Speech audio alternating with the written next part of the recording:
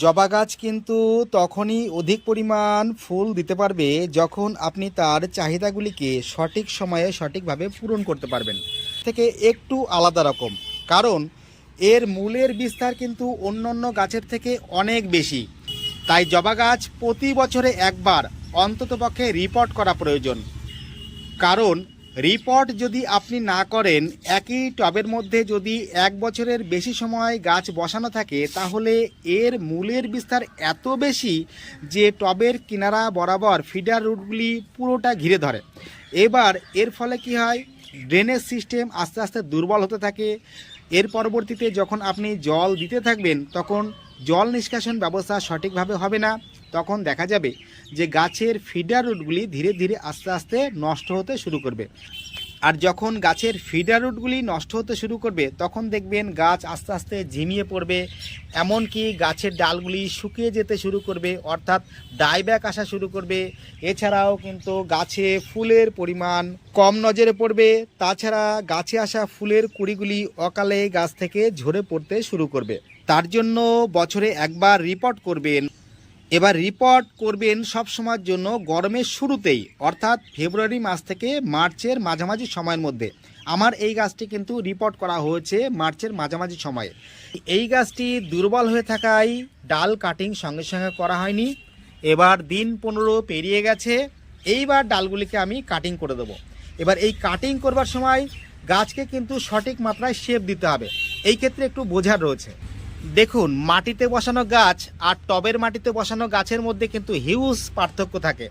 মাটিতে বসানো গাছের আপনি যত বড় শাখা পোশাখা তৈরি করুন, কোনো অসুবিধা নেই, কিন্তু টবের মাটিতে বসানো গাছের ক্ষেত্রে এই ডালগুলি যদি অতিরিক্ত বড় হয়ে যায়, অর্থাৎ এই গাছের বড় বড় ডালে খাবার শোষণ করতে গিয়ে যে পরিমাণ শক্তি ক্ষয় হচ্ছে, সেই শক্তির চাহিদা পূরণ করতে গিয়ে দীর্ঘ সময় পরে গিয়ে কিন্তু মাটিতে পর্যাপ্ত পরিমাণ খাবার আর গাছ নিতে পারছে না, অর্থাৎ মাটিতে পাচ্ছে না।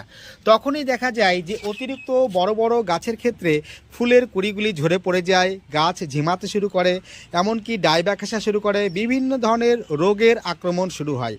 এই কারণেই কিন্তু টবের মাটিতে বসানো গাছের ক্ষেত্রে কখনোই অতিরিক্ত বড় ডাল করতে যাবেন না। সব সময় সঠিক মাত্রায় যাতে শেপ দেওয়া যায় এবং গাছকে গঠনমূলক আকার দেওয়া যায়, সেই দিকে লক্ষ্য রেখে আমাদের ডালগুলিকে কিন্তু কাটিং করতে হবে। আর এই কাটিং করার কাজটি যত ভালো হবে, তত কিন্তু আপনার গাছ থেকে বেশি বেশি পরিমাণে ফুল পাবেন।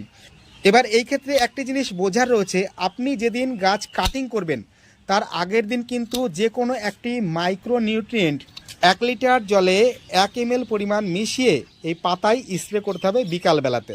চেষ্টা করবেন সবসময়ের জন্য সন্ধ্যাকালীন সময়ে এই গাছের পাতায় স্প্রে করবার।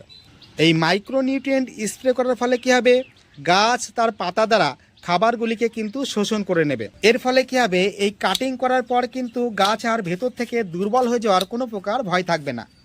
আর গাছ যত ভেতর থেকে শক্তিশালী থাকবে, সেই গাছ তত বেশি পরিমাণ কিন্তু পরবর্তী সময়ে ফুল দেওয়ার ক্ষমতা রাখবে।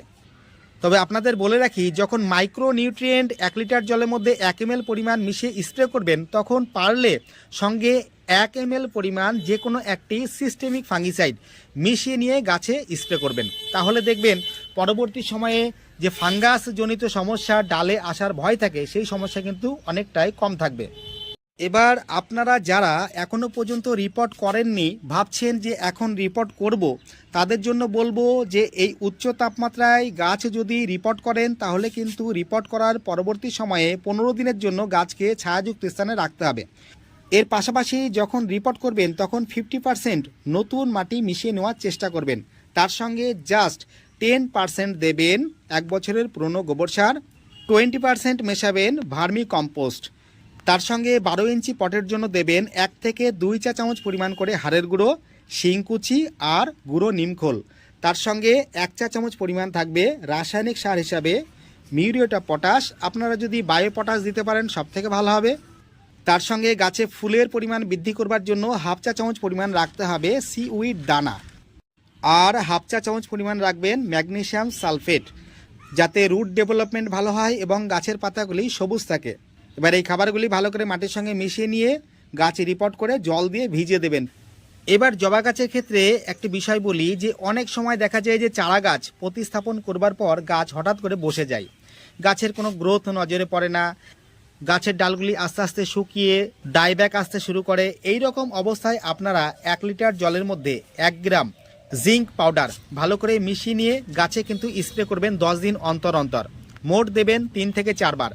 তাহলে কিন্তু ডাল শুকিয়ে যাওয়া বা চিমড়ে ধরা যে অবস্থাগুলি তৈরি হচ্ছিল সেই সমস্যা কিন্তু অনেকটা ঠিক হয়ে যাবে।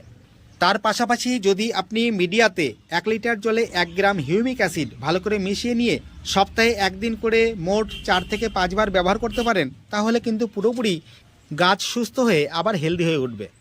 এবার লাস্ট একটু বলে রাখি, এই গাছে যখন 10 দিন পরে দেখা যাবে যে নতুন নতুন ব্রাঞ্চ আসতে শুরু করেছে, সেই সময় থেকে কিন্তু আমাদের 1 লিটার জলে 1 ml পরিমাণ যে কোনো একটি কীটনাশক, তার সঙ্গে সিস্টেমিক ফাঙ্গিসাইড নতুবা কন্ট্যাক্ট ফাঙ্গিসাইড, 1 লিটার জল অনুপাতে যদি সিস্টেমিক ফাঙ্গিসাইড হয় তাহলে 1 ml পরিমাণ, আর যদি কন্ট্যাক্ট ফাঙ্গিসাইড হয় তাহলে 2 গ্রাম পরিমাণ মিশিয়ে এই গাছে স্প্রে করতে হবে। তাহলে এই যে নতুন পাতাগুলি বা ব্রাঞ্চগুলি আসবে, সেই সমস্ত নতুন পাতাতে কোনো মাকড় বা চোষক পোকা আক্রমণ করবে না, গাছ হেলদি থাকবে। এছাড়া গাছের নতুন পাতাগুলিতে যে ফাঙ্গাসের আক্রমণ ঘটে, যার কারণে পাতাগুলি পুড়ে নষ্ট হয়ে যায় এবং নতুন বার্ডগুলি বের হতে পারে না, সেই সমস্যা কিন্তু আসবে না।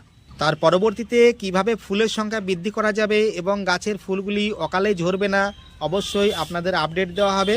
এরকম তথ্য প্রতিনিয়ত পেতে সঙ্গে থাকুন। পরের ভিডিওতে আবার দেখা হচ্ছে। নমস্কার।